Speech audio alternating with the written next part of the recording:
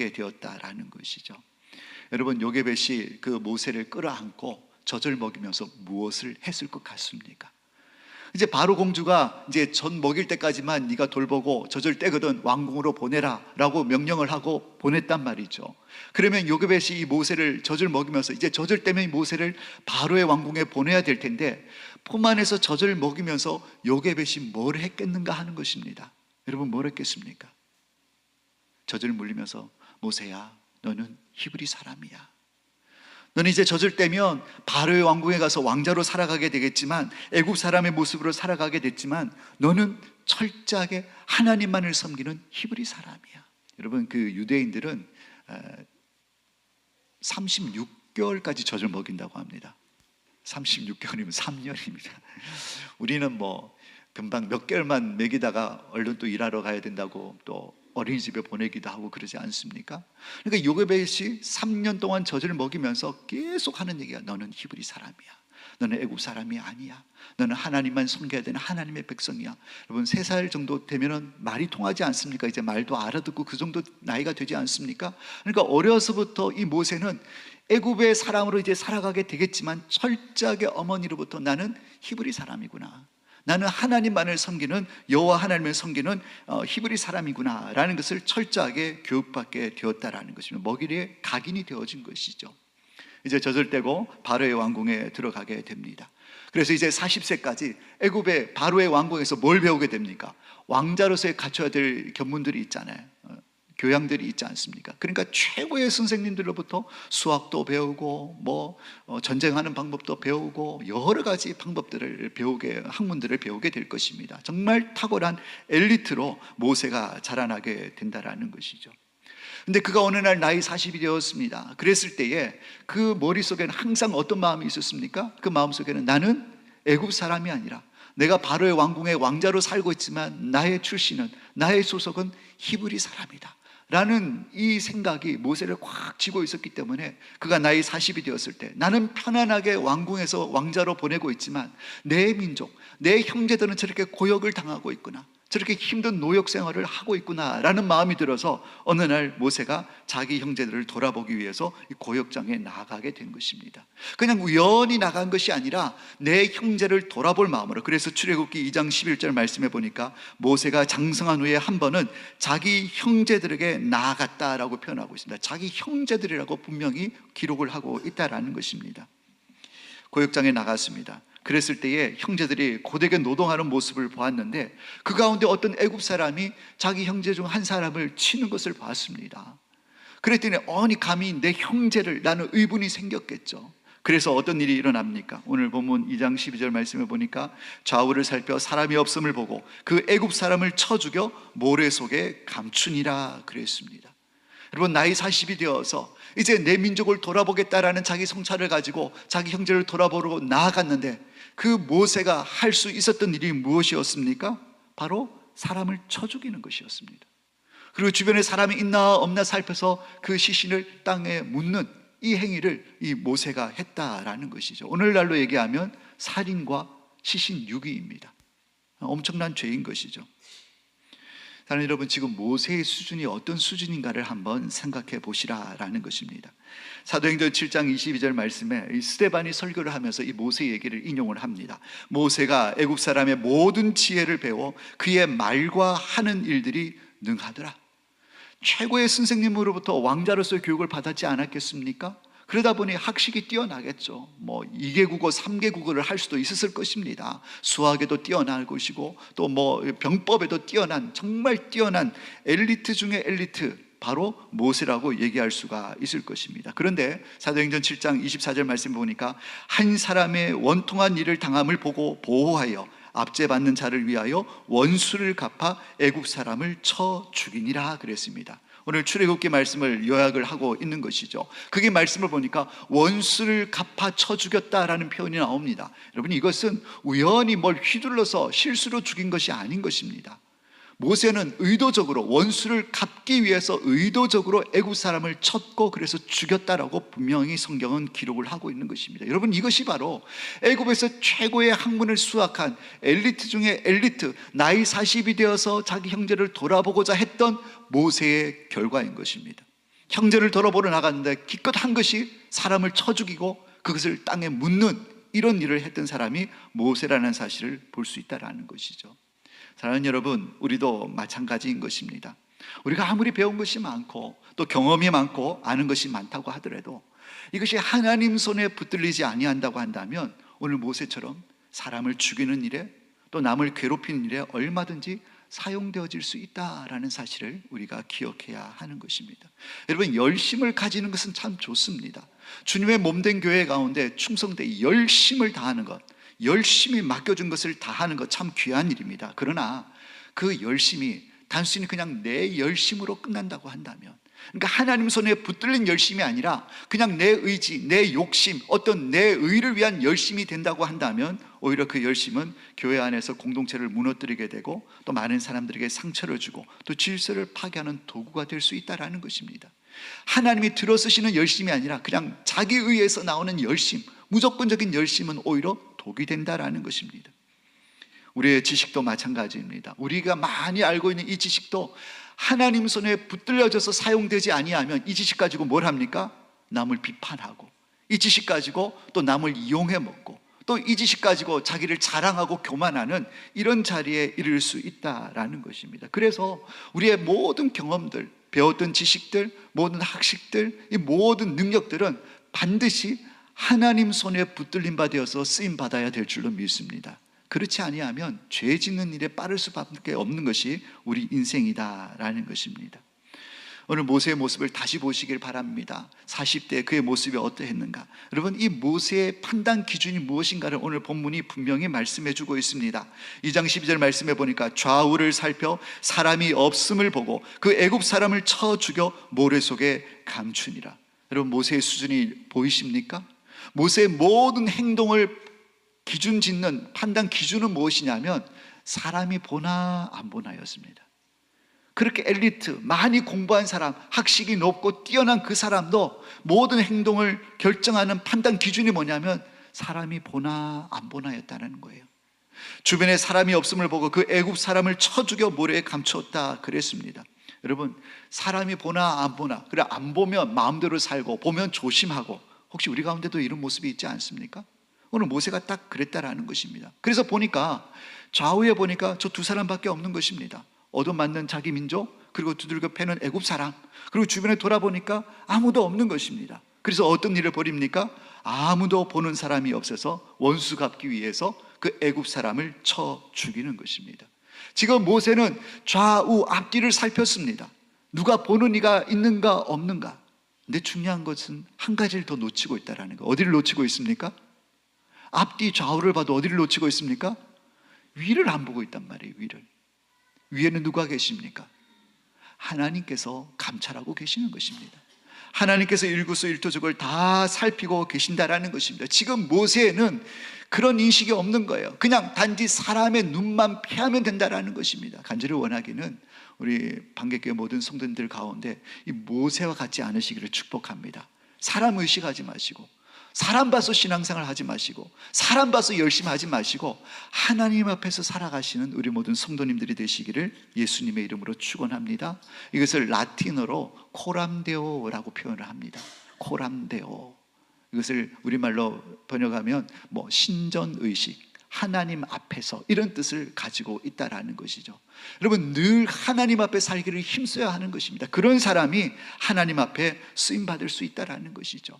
여러분, 성경을 보면 하나님 앞에서 잘 살았던 위대한 인물, 제가 자주 예를 드는 인물인데 누가 있습니까? 요셉을 꼽을 수가 있습니다. 아버지의 이 편애로 말미암아 형들로부터 질투를 받아가지고 미디안 상인들에 팔려가서 애굽의 노예로 가지 않습니까?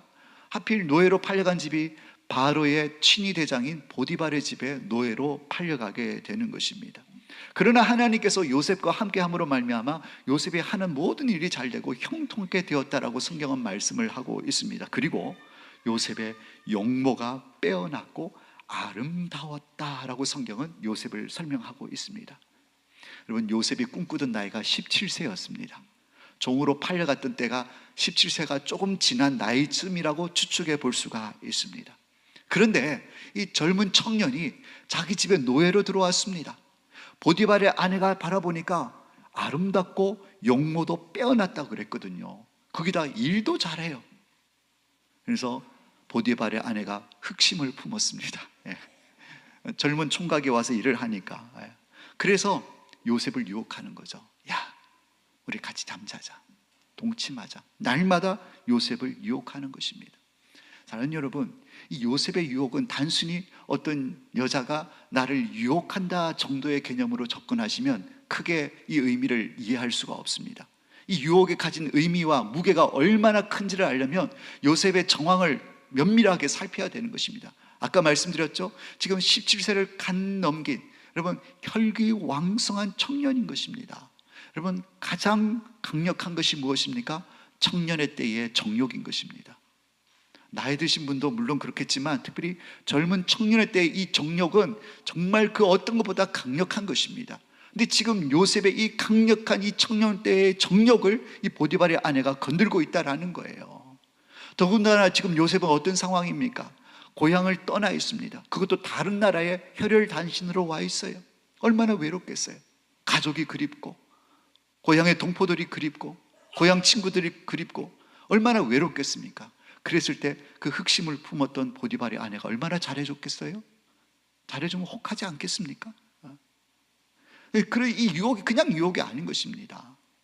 더군다나 이 요셉의 신분은 종이었습니다. 당신의 종은 재산이었습니다. 주인 말 한마디에 죽고 살 수 있는 것이 바로 종의 위치였습니다. 그러니까 주인이 뭐라고 얘기하면 이것은 생각해 볼 수 있는 부분이 아니라 제가 생각해보고 답을 드리겠습니다가 아니라 주인이 명령하면 따라야 하는 것입니다. 불순종하면 죽을 수도 있는 거예요. 그러니까 이건 요셉에게 있어서는 불가항력인 것입니다. 그리고 무엇보다도 이 안주인인 보디발의 아내에게 잘 보이기만 하면 내가 출세 가도가 열리는 거예요. 판판한 그 대로가 열리는 것입니다. 주인의 마음에 쏙 들기만 하면, 말만 잘 들으면 앞으로 내 출세길이 보장되어지는 것, 노예의 신분에 있어서 자기의 안위와 출세가 보장되어지는 것만큼 좋은 게 뭐가 있겠습니까? 그러니까 단순히 나랑 동침하자라는 이 얘기가 단순한 성적인 유혹으로 끝나는 문제가 아니라는 것이죠. 엄청난 큰 도전으로 요셉에게 다가왔던 유혹이라는 것입니다. 어느 날 다시 이 보디발의 아내가 유혹합니다. 이 집에 아무도 없다. 너하고 나하고 둘밖에 없다. 우리 둘만 눈 딱 감으면, 입 다물면 아무도 모른다. 그랬을 때 요셉의 태도가 무엇입니까? 고람돼요. 하나님 앞에 쏘입니다. 창세기 39장 9절 말씀에 그런즉 내가 어찌 이 큰 악을 행하여 하나님께 죄를 지으리까. 이 요셉의 마음 가운데는 철저하게 하나님이 계셨습니다. 오늘 40세인 왕성했던, 그리고 모든 것을 갖췄던 엘리트 중에 엘리트 모세는 뭐만 의식했습니까? 사람만 의식했어요. 앞뒤 좌우를 살펴서 사람이 없으니까 죄를 짓는 것입니다. 근데 요셉은 어땠습니까? 이 집에 아무도 없다. 너하고 나밖에 없다. 사람이 중요하지 않습니다. 요셉은 누구가 더 중요했습니까? 하나님이 더 중요했다라는 거예요. 하나님 앞에서 살았다라는 것입니다. 그러나 모세는 철저하게 사람이 기준이었습니다. 이런 모세의 모습으로는 이스라엘 백성을 애굽에서 건져내는 위대한 지도자로 쓰임받기에 합당하지 못했다라는 것입니다. 그래서 뭐가 필요합니까? 훈련이 필요한 것입니다. 그 연약함을 깎아내고 다듬어낼 훈련이 필요한 것입니다. 그래서 하나님께서 모세를 훈련시키기 위해서 어디로 보내십니까? 오늘 말씀의 제목인데요, 광야 학교로 보내게 되는 것입니다. 불가항력적으로 왕궁에 머무르고 싶어도 머무를 수 없도록 훈련을 시키기 위해서 광야로 하나님께서 내몰게 되는 것입니다. 오늘 2장 15절 말씀을 보니까 바로가 이 일을 듣고 모세를 죽이고자 하여 찾는지라. 모세가 바로의 낯을 피하여 미디안 땅에 머물며 하루는 우물 곁에 앉았더라. 그러니까 모세가 이 애굽 사람을 쳐 죽였다는 사실이 바로의 왕의 귀까지 들어간 것입니다. 그러니까 바로 왕도 알고 있거든요. 히브리 아들 하나 건져 와가지고 지금 내 공주가, 내 딸이 지금 키우고 있다는 걸 다 알고 있기 때문에 이 자식, 내 그럴 줄 알았어. 그러면서 이제 모세를 잡아서 죽이려고 모세를 찾았다라는 것이죠. 왕이 자기를 죽이려고 찾는데 왕궁에 머무를 수가 있겠습니까? 어쩔 수 없이 광야로 도망을 가게 되는 것입니다. 여러분, 광야가 어떤 곳입니까? 추운 곳입니다. 배고픈 곳입니다. 또 맹수들의 위협이 있는 곳입니다. 철저한 외로움이 있는 곳이 광야입니다. 광야로 훈련시키기 위해서 하나님께서 모세를 내모셨지만 그래도 하나님께서 은혜를 베풀어 주셔서 이방인의 제사장 이드로라는 사람을 만나게 하시고 또 이드로의 딸 십보라와 결혼하게 하셔서 가정까지도 이룰 수 있는 이 은혜를 베풀어 주시는 것입니다. 사랑하는 여러분, 40대까지는 천하를 호령하던 제국의 왕의 아들이었습니다. 그런데 하루아침에 비천한 살인자요, 도망자요, 양치기의 신분으로 모세가 전락하게 되었다라는 것입니다. 민족을 돌아보기 위해서 모세가 준비해야 된 것, 하나님의 위대한 사역자로 쓰임받기 위해서는 애굽에서 40년 동안 배웠던 그 뛰어난 학문들, 그 모든 지식들, 그런 것들이 아니었습니다. 모세가 하나님 앞에 쓰임받기 위해서는 철저하게 낮아진 것, 내가 배운 지식, 내가 가진 학문, 내가 가진 재능, 이것이 아니라 나는 아무것도 아닙니다 라는 연약한 고백, 이 믿음의 고백이 있어야 되고 하나님 앞에 철저하게 의지하는 이 자세가 있을 때에 비로소 하나님 앞에 쓰임받을 수가 있다라는 것입니다. 그걸 위해서 철저하게 나는 아무것도 아닙니다 라는 것을 깨달을 수 있는 광야로 하나님께서 모세를 내모셨다라는 것입니다. 그리고 실제로 40년의 시간을 지나면서 모세는 철저하게 낮아졌습니다. 혈기 왕성했던 그 왕자의 신분, 그 기세 등등했던 그때의 모습은 온데간데 없고 철저하게 낮아진 모세의 모습을 보게 되는 것입니다. 이제 나이 80이 되었습니다. 그래서 하나님께서 이제야 하나님께서 훈련을 마치고 모세를 쓰시기 위해서 부르셨을 때, 여러분 모세가 한 고백이 뭔 줄 아십니까? 네가 가서 저 애굽에 가서 바로 왕 앞에 서서 내 백성을 내놔라, 이스라엘 백성들을 구원해내라 라고 말씀하셨을 때 모세는 이렇게 고백합니다. 사람들이 하나님께서 저를 보내신 것을 믿지 않을 것입니다. 하나님, 저는 입이 뻣뻣하고 혀가 둔한 자입니다. 하나님, 저 말고 보낼 만한 사람을 보내주세요. 40년 전의 모세와 비교하면 너무 다른 모습인 것입니다. 그때 혈기, 그때 의효, 그때 정욕, 강력했던 그 힘은 온데간데 없고 나는 할 수 없습니다, 나는 아무것도 아닙니다, 나는 부족합니다 라는 철저하게 낮아지고 겸손해진 이 모세의 모습을 발견하게 되는 것입니다. 비로소 이때가 하나님이 쓰시기에 합당한 때가 되었다라는 것입니다. 여러분, 이때 모세의 나이가 80세라고 말씀을 드렸습니다. 하나님이 부르신다면 사랑하는 여러분, 나이는 문제되지 않은 줄로 믿습니다. 80세면 백발 할아버지인 거예요. 이 가운데도 80이 넘으신 우리 어르신들도 계시는데 그 나이에 지금 하나님은 모세를 부르셨다라는 것입니다. 나이가 중요한 것이 아니고 얼마만큼 준비가 되었느냐, 여기서 준비는 세상적인 준비가 아닌 것입니다. 하나님 앞에 내 태도가, 내 자세가 얼마만큼 중요한가, 준비가 되었느냐, 그것이 더 중요하다라는 것입니다. 사랑하는 여러분, 혹시 잘 나가시다가 어려움을 만난 분이 계십니까? 우리 가정에, 내 직장 가운데, 우리 자녀들 가운데 고난이 있고 어려움과 역경이 있는 분들이 계십니까? 그러면 이렇게 생각하시길 바랍니다. 아, 지금 내가 하나님의 광야 학교에 입학해 있구나, 이렇게 생각하시면 좋을 것 같습니다. 그러면 이 시기에 우리가 뭘 배워야 됩니까? 나는 아무것도 아닙니다. 그동안 내가 똑똑해서 한 것 같고, 내가 잘나서 가진 게 많아서 내 힘과 내 지혜로 다 읽은 것 같고 여기까지 온 것 같은데, 이 고난과 역경, 이 광야 학교를 거치면서 뭘 깨달아야 되냐면, 아, 내가 한 게 아니구나, 하나님의 은혜였구나, 나는 아무것도 아니구나 라는 것을 깨달으실 수 있는 이런 은혜가 있으시기를 예수님의 이름으로 축복합니다. 그래야만 하나님께서 여러분들을 들어 쓰실 수가 있다라는 것입니다. 그것을 깨닫기 전에는 광야 학교는 계속되어지게 될 것입니다. 오늘날 많이 배웠다 하는 사람들, 소위 똑똑하다 하는 사람들이 나쁜 짓을 더 많이 합니다. 여러분, 감옥에 가보십시오. 뭐 우발적인 이런 사람들 제외하고는 대부분 다 똑똑한 사람들이에요. 많이 배웠거나 아니면 머리가 비상한 사람들이 감옥에 많이 들어가 있습니다. 왜 그럴까요? 그들이 가진 능력, 그들이 가진 지식과 지혜들, 이 모든 것들이 하나님 손에 붙들림 바 되지 아니하니까, 자기 정욕에 붙들림 바 되니까 죄 짓는 일에 빠를 수밖에 없다라는 것이죠. 여러분, 우리 인생의 모세처럼 하나님 손에 붙들려서 아름답게 쓰임받기를 원한다고 한다면 철저하게 낮아지시고 겸손한 분들이 다 되시기를 축복합니다. 우리 주님의 몸된 교회를 섬기는 동역자로 우리가 부름을 받을 때도 여러분, 낮아져야 하는 것입니다. 겸손해져야 하는 것입니다. 내 힘으로 내가 잘나서 이루어온 것이 아니고, 내가 실력이 있어서 이루어온 것이 아니고, 하나님께서, 물론 실력 뛰어난 사람이 있죠. 물론 남들보다 출중한 사람들이 있습니다. 탁월한 달란트를 가진 사람들도 있어요.